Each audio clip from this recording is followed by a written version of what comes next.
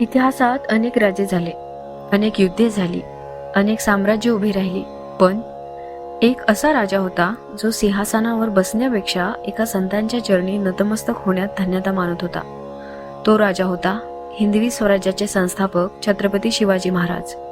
आणि ज्यांच्या चरणी शिवरायांनी मस्तक टेकवले ते होते विठ्ठल भक्त, अभंग सम्राट संत तुकाराम.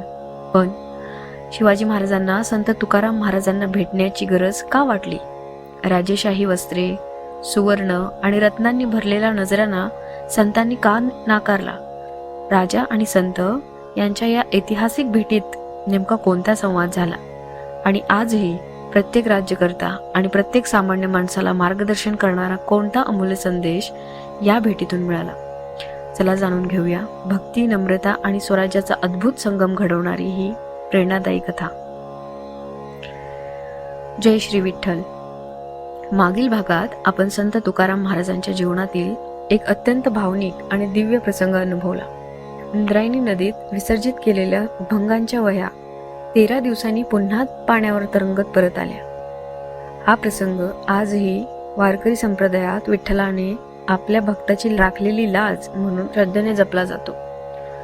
या घटनेनंतर संत तुकाराम महाराजांचे अभंग संपूर्ण महाराष्ट्रभर गुंजू लागले.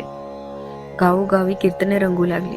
वारकऱ्यांच्या मुखी त्यांच्या अभंगांचा अखंड गजर सुरू झाला आणि लाखो लोकांच्या जीवनात विठ्ठल भक्तीची नवी ज्योत प्रज्वलित झाली.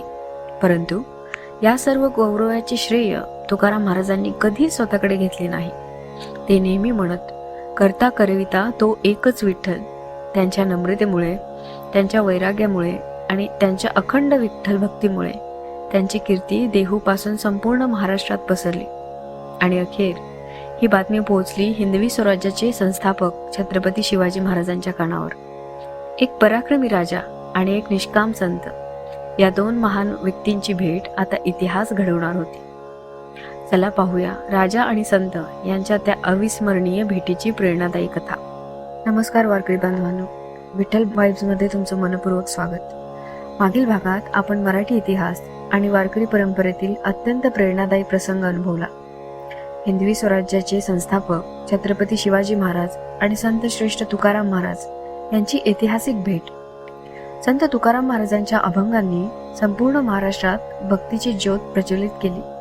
त्यांच्या कीर्तीने प्रभावित होऊन परंपरेनुसार छत्रपती शिवाजी महाराजांनी प्रथम त्यांना राजेशाही वस्त्रे, सुवर्ण आणि मानाचा नजराणा पाठवला. परंतु तुकाराम महाराजांनी अत्यंत नम्रतेने तो नाकारला, कारण त्यांच्यासाठी संताला धन नव्हे, नाम संपत्ती प्रिय असते. हे वृत्त ऐकून शिवाजी महाराजांचा संतांविषयी आदर आणखी वाढला आणि मग स्वतः शिवाजी महाराज देहू नगरीत संत तुकाराम महाराजांच्या दर्शनासाठी आले. स्वराज्याचा पराक्रमी राजा एका साध्या वारकरी संताच्या चरणी नम्रतेनं मस्तक टेकवत होता. तो क्षण केवळ राजा आणि संत यांच्या भेटीचा नव्हता, तर पराक्रम आणि परमभक्ती, तलवार आणि तंबोरा, स्वराज्य आणि अध्यात्म यांचा दिव्य संगमाचा होता. त्या भेटीत संत तुकाराम महाराजांनी शिवाजी महाराजांना एक अमूल्य संदेश दिला. राजा तोच जो स्वतःसाठी नव्हे तर प्रजेसाठी जगतो. स्वराज्य म्हणजे केवळ किल्ले जिंकणे नव्हे, तर जनतेची मने जिंकणे. धर्म म्हणजे फक्त पूजा नव्हे, तर सत्य आणि न्याय, दया आणि दुर्बलांचे रक्षण. शिवाजी महाराजांनी हे शब्द मनात कोरून घेतले. त्या दिवशी राजाला केवळ एका संताचे दर्शन झाले नाही, तर स्वराज्याला एक आध्यात्मिक दिशा मिळाली. पण ही ऐतिहासिक भेट झाल्यानंतर संत तुकाराम महाराजांच्या जीवनात एक नवा अध्याय सुरू होणार होता. एक असा अध्याय जो त्यांच्या पृथ्वीवरील कार्याच्या पूर्णत्वाची चाहूल देत होता. चला आता जाणून घेऊया संत तुकाराम महाराजांच्या जीवनातील अखेरच्या दिवसांचा प्रेरणादायी.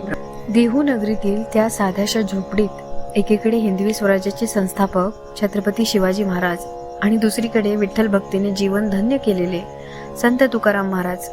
दोघांमध्ये काही क्षण शांतता होती, पण त्या शांततेतही भक्ती, कर्तव्य आणि राष्ट्रप्रेमाचा अद्भुत संवाद दडला होता. शिवाजी महाराज अत्यंत नम्रतेने म्हणाले, महाराज, स्वराज्य उभारताना अनेक संकटाचा सामना करावा लागतो. शत्रूंचे आक्रमण, प्रजेचे रक्षण, धर्मांचे संरक्षण आणि या सर्व जबाबदाऱ्या पार पाडताना योग्य मार्ग कोणता? तुकाराम महाराज शांतपणे स्मित करत म्हणाले, राजे, लक्षात ठेवा, स्वराज्य हे केवळ राज्य नाही. स्वराज्य ही ईश्वर सेवा आहे. ज्या भूमीवर प्रजा सुखी असते, जिथे न्याय मिळतो, जिथे दुर्बलाला आधार मिळतो, तिथेच परमेश्वराचा वास असतो. ते पुढे म्हणाले, राजा हा सिंहासनाचा स्वामी नसतो, तो प्रजेचा सेवक असतो. प्रजेच्या डोळ्यातील अश्रू पुसणारा राजा, भुकेल्याला अन्न देणारा राजा, न्यायासाठी स्वतः झटणारा राजा, हाच खरा धर्मपालक असतो. शिवाजी महाराज प्रत्येक शब्द मन लावून ऐकत होते. तुकाराम महाराज पुढे म्हणाले, धर्मरक्षण म्हणजे केवळ मंदिराचे रक्षण नव्हे, धर्मरक्षण म्हणजे सत्याचे रक्षण, न्यायाचे रक्षण, स्त्रियांचा सन्मान, गरिबांचा आधार आणि प्रत्येक निरपराध लोकांचे संरक्षण. ज्याच्या राज्यात अन्याय वाढतो तिथे धर्म टिकत नाही, आणि जिथे न्याय असतो तिथेच विठ्ठलाचे आशीर्वाद कायम राहतात. काही क्षण शांतता पसरली. नंतर तुकाराम महाराजांनी अत्यंत प्रेमाने शिवाजी महाराजांकडे पाहिले आणि म्हणाले, राजे, पराक्रम मोठा आहे, पण पराक्रमापेक्षा ही मोठी गोष्ट म्हणजे नम्रता. युद्ध जिंकल्यानंतर गर्व करू नका. विजय मिळाल्यानंतर अहंकार बाळगू नका, कारण विजय देणारा तुम्ही नाही, करता करविता तो एकच पांडुरंग. ज्या दिवशी महाराजांच्या मनात अहंकार येतो, त्या दिवशी त्याच्या राज्याचा ऱ्हास सुरू होतो. म्हणून सिंहासनावर बसलात की मनाने विठ्ठलाच्या चरणीच राहा. शिवाजी महाराजांच्या डोळ्यात कृतज्ञतेचे अश्रू दाटले. ते म्हणाले, महाराज, आज आपण मला राजधर्माचा खरा अर्थ शिकवला. मी वचन देतो, हे स्वराज्य माझे नाही, ही विठ्ठलाची सेवा समजूनच मी आयुष्यभर प्रजेची सेवा करीन. हे ऐकून तुकाराम महाराजांनी प्रेमाने आपला हात शिवरायांच्या मस्तकावर ठेवला आणि आशीर्वाद दिला. राजे, तुमच्या हातातून धर्माचे रक्षण हो, प्रजा नेहमी सुखी राहो, स्वराज्य अधिकाधिक बळकट हो आणि तुमच्या प्रत्येक कार्यात पांडुरंगाची कृपा सदैव राहो. शिवाजी महाराजांनी पुन्हा एकदा संत तुकारामांच्या चरणी मस्तक टेकवले. त्यांच्या डोळ्यात आदर होता, मनात भक्ती होती आणि हृदयात संतांचे अमूल्य शब्द कायमचे कोरले गेले होते.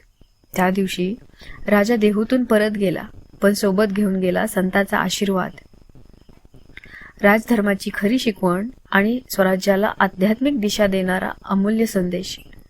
शिवाजी महाराज देहूतून निघाले, पण संत तुकाराम महाराजांच्या जीवनातील शेवटचा अध्याय आता जवळ येत होता. त्यांच्या अंतर्मनात विठ्ठल भेटीची ओढ दिवसेंदिवस वाढत होती आणि देहू नगरीत घडू लागल्या अशा काही घटना ज्यांनी लाखो वारकऱ्यांच्या श्रद्धेला आजही जिवंत ठेवले आहे.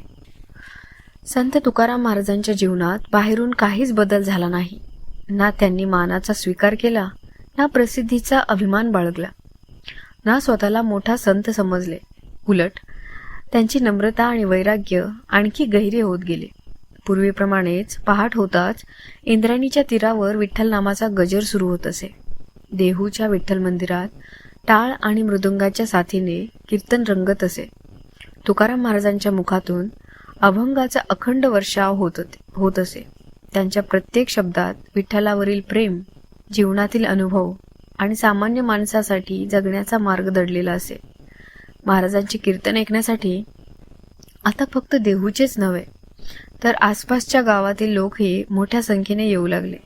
कोणी शेतकरी, कोणी व्यापारी, कोणी वारकरी, तर कोणी विद्वान.